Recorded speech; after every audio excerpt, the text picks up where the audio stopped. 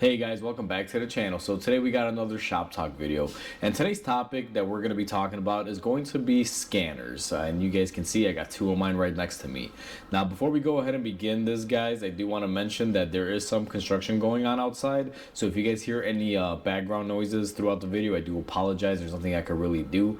It's just, you know, they're out there working.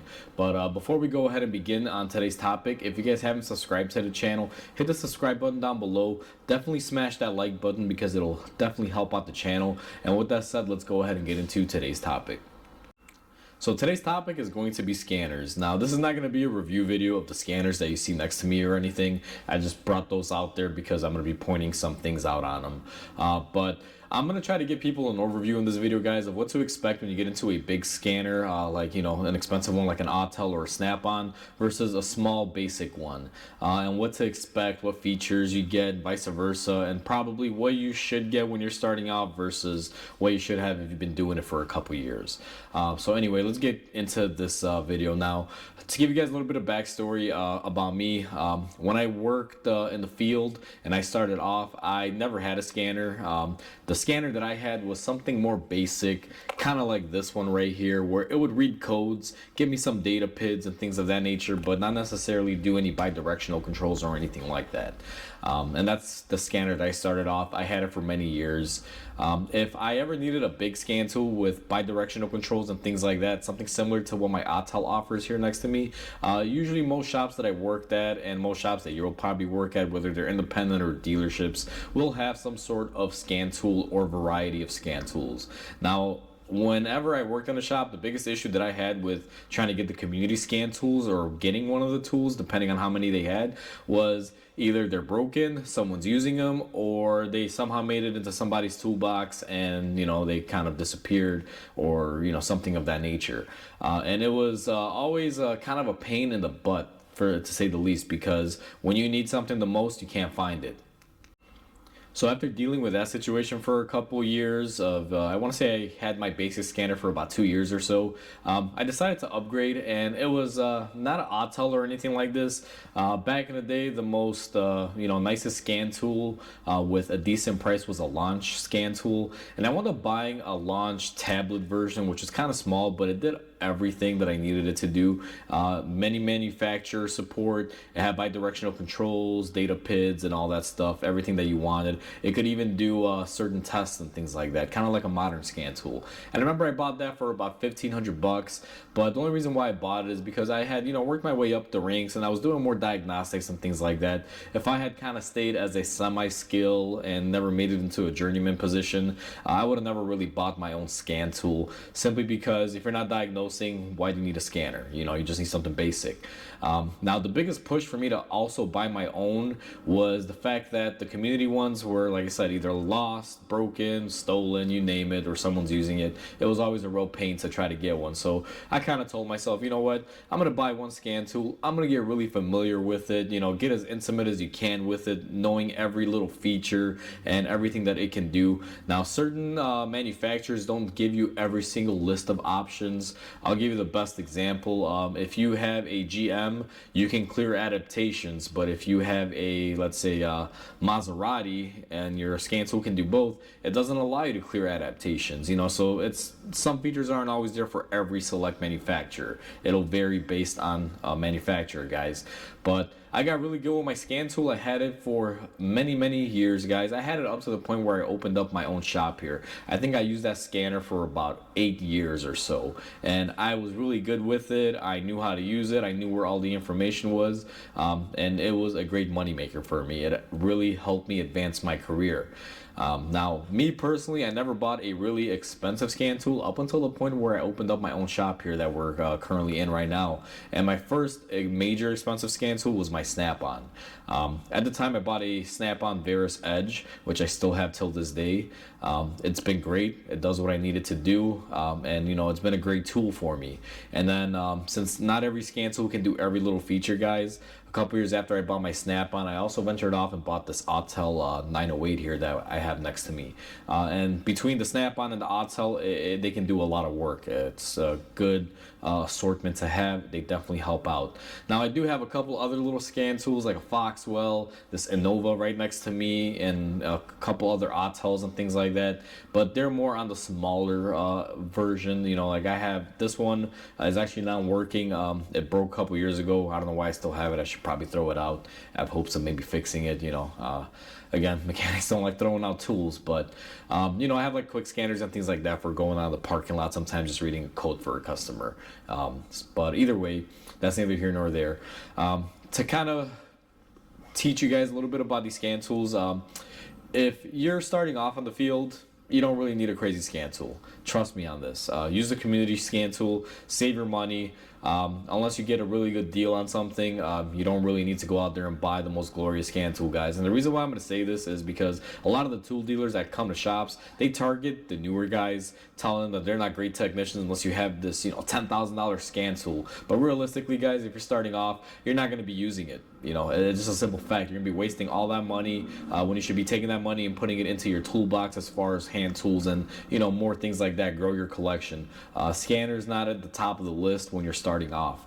Now, if you're an intermediate tech, that's when I bought my own scan tool. And again, I would probably advise and say you don't want to go out and buy the most expensive tool. Get something in the middle. Something like an Autel. Like this Autel is actually pretty middle line. Even though it's a pro version, it's a pretty decent price. I think I paid around $3,000 for it. That's, you know, it's a livable item, especially if you're in the intermediate market. But when it comes down to being, let's say, a journeyman, or you're let's say master tech, and you're doing a lot of diagnostics, then you're going to want to go into your powerhouses, whether it's your Snap-ons, your Matcos, your more expensive Autels and things of that nature. However it is that you choose fit for you. You know, but that's just kind of my guideline to help you guys out as far as your levels and where you should be with scan tools, because, you know, sometimes these are just cash grabs for tool guys. That's all it is. They'll sell you the best thing out there for a bunch of money and you don't wind up using any of the features, and I've seen it happen countless times. Now that we covered my backstory and when you should buy what type of scanner as far as your progression in the field, let's talk about what happens when you get into the big boy scanners like this Autel or a Snap-on.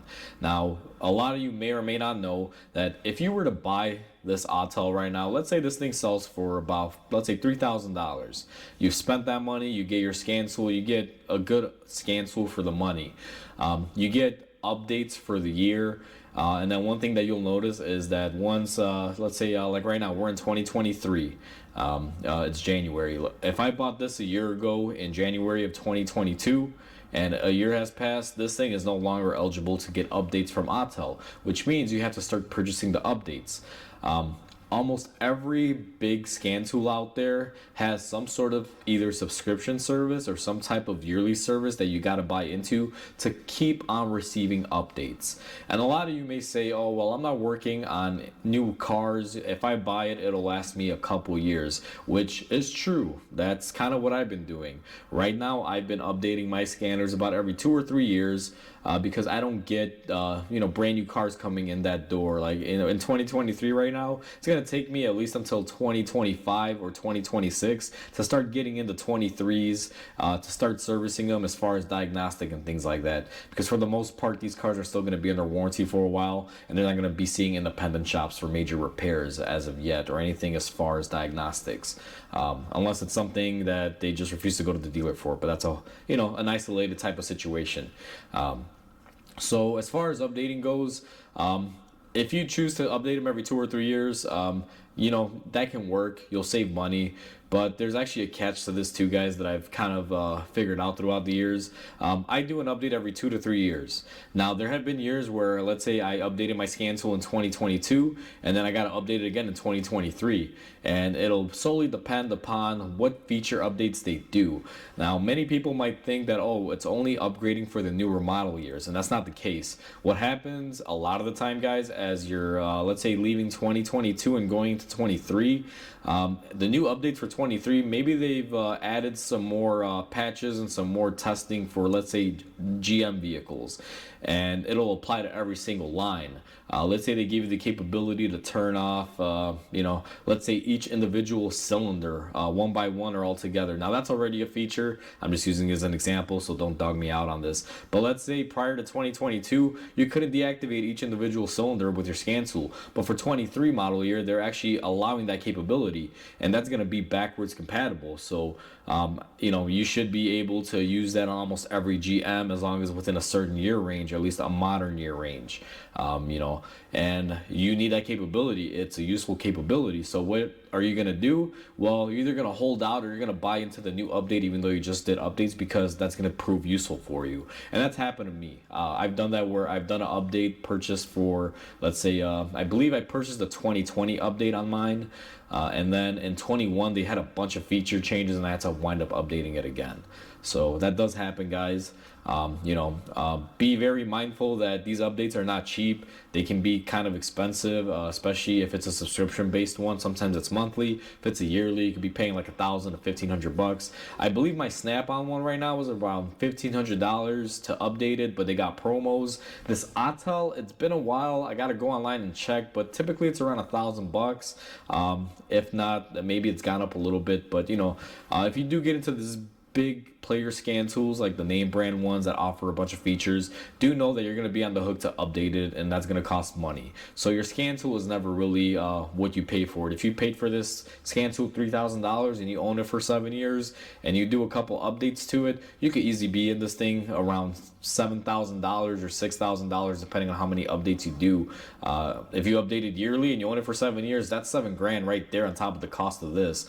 So far into my Autel, I probably have around $6,000 wrapped up into it. $3,000 for the scan tool plus the updates that I've done throughout the years. So be mindful of that, guys. You will run into that when you get into these bigger scan tools. So we've talked quite a bit about scan tools, guys. My story of what level you should buy what scanner at. And then we've even talked about the maintenance of getting into these scanners. But let's talk about a little bit of the upside for it. Now, even though these scanners will cost you a lot of money, they always require updates. I know that sounds like it's a very negative thing, but it's just the reality of it. There's no tool like having one of these when you need it. To give you guys an example, if I have a truck, let's say it's a GM product that rolls in here with a 5.3 liter, and I got an engine misfire, this will help me pinpoint it. I could turn off my injection to the injector. I can turn off my firing order to, from the coil and everything, and I can do a lot of different tests just to kind of help aid me in my diagnostic before I even touch the truck. All I have to do is plug in my Bluetooth dongle, go to my scanner, and I can run these tests while the car is running in the stall. I don't even gotta, stretch a muscle or anything or do anything as of yet. And doing that can help guide me on where I need to focus in or what type of test to do next. Now, granted, the scan tool itself, guys, I will tell you this because a lot of people think that if you have a really expensive scanner, you hook it up and it'll tell you exactly what's wrong. It's not the case. Still gotta do a diagnostic. The scan tool just offers you a lot more control and a lot more versatility in your diagnostic. Because if, let's say, I have a misfire on cylinder number 5, I could turn off the injector and I could turn off the firing from the coil.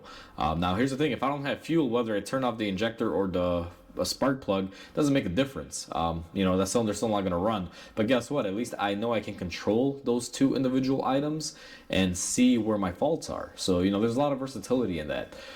So having something like this is definitely a must. Now, for a shop like mine, fully independent, I can work on anything in a day from a Kia to a Bentley, guys. And some situations like this have happened. Like, I literally had a Maybach roll in here one time while I was working on a Chevy van.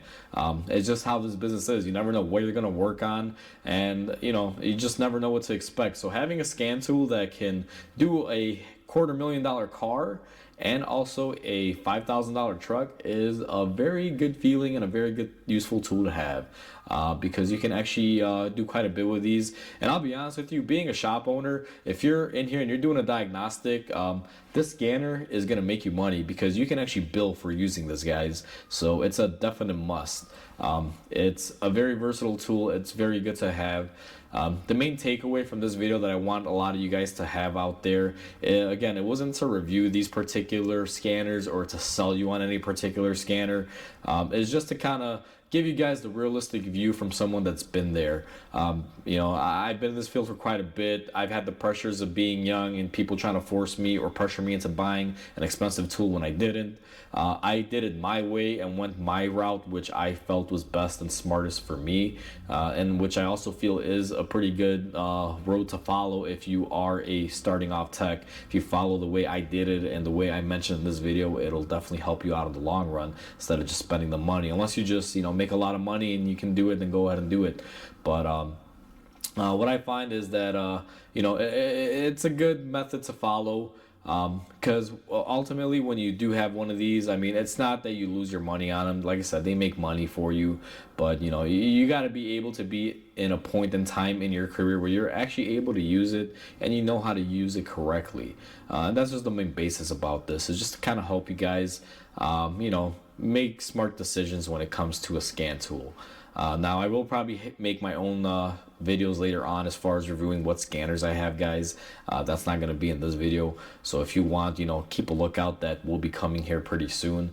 This video is simply just to educate people and inform people on the scan tools and the progression of them and where to start, where it can go, and things like that. So hopefully you guys enjoyed this video. Please comment, like, and subscribe because it definitely helps the channel grow. I hope you guys have a wonderful day, and I'll catch you guys on the next video.